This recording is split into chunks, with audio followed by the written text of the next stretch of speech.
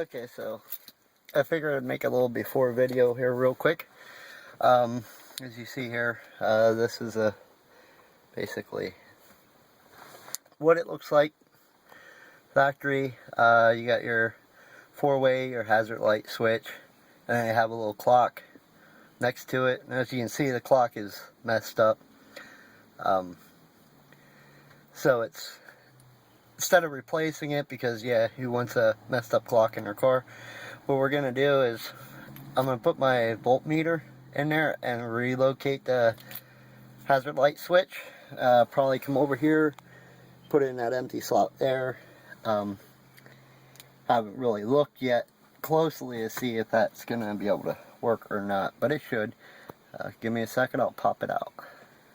Okay, so this is the hazard light switch. Popped out of the bracket. There's the wiring.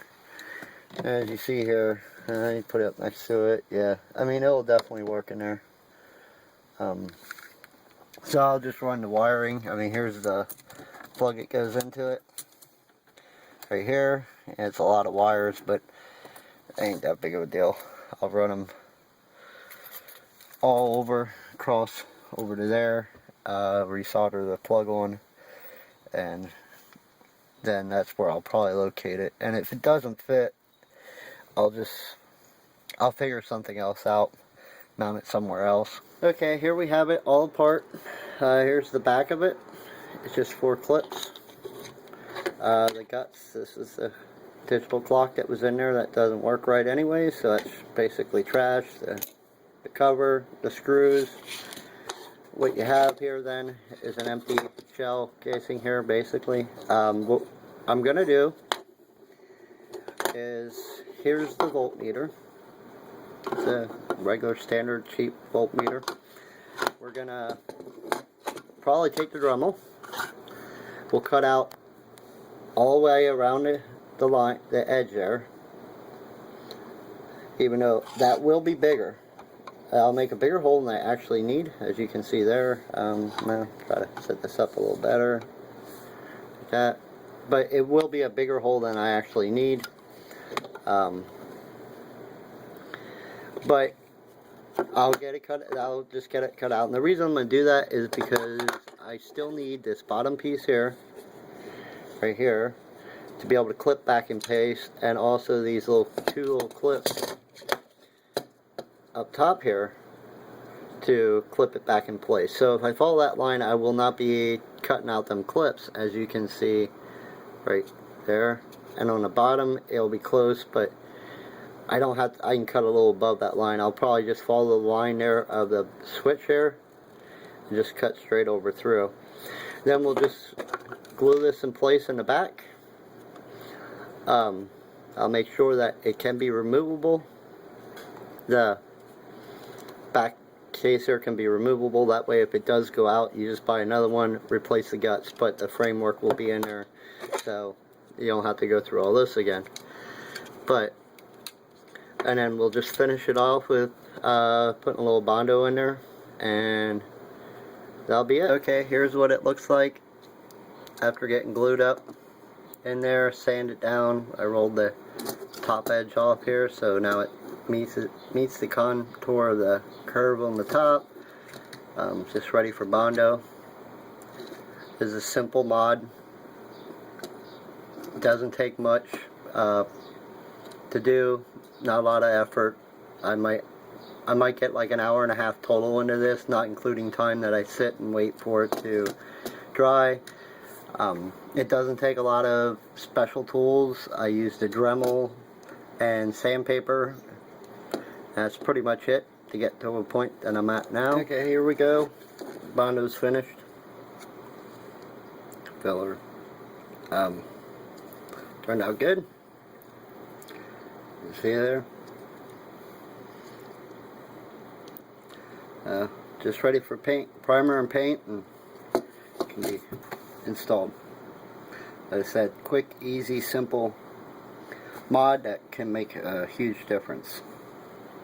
Okay, here we have it, all primered up, ready for paint.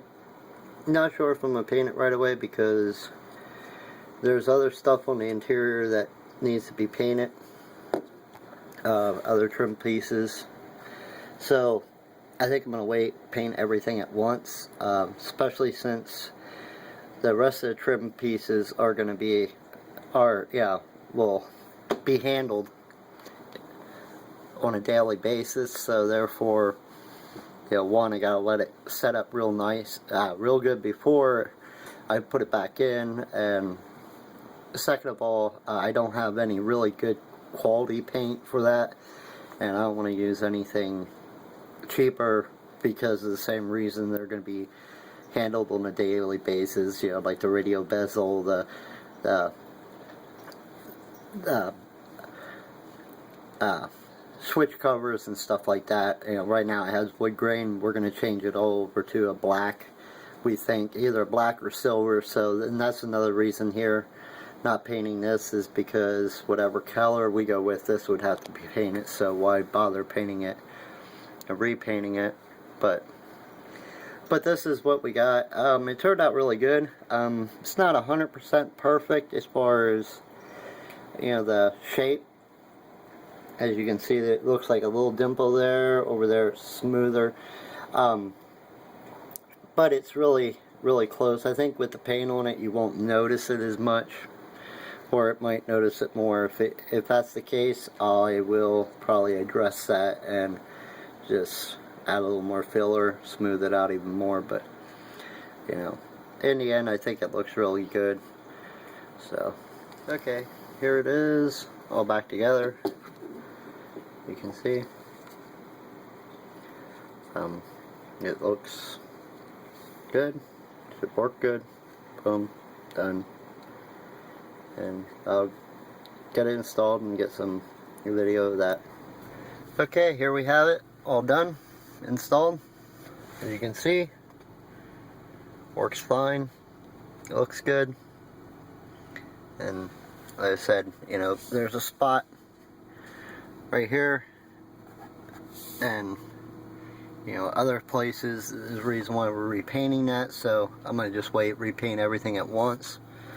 Also down here on the bezel, you can see there's a burn mark there.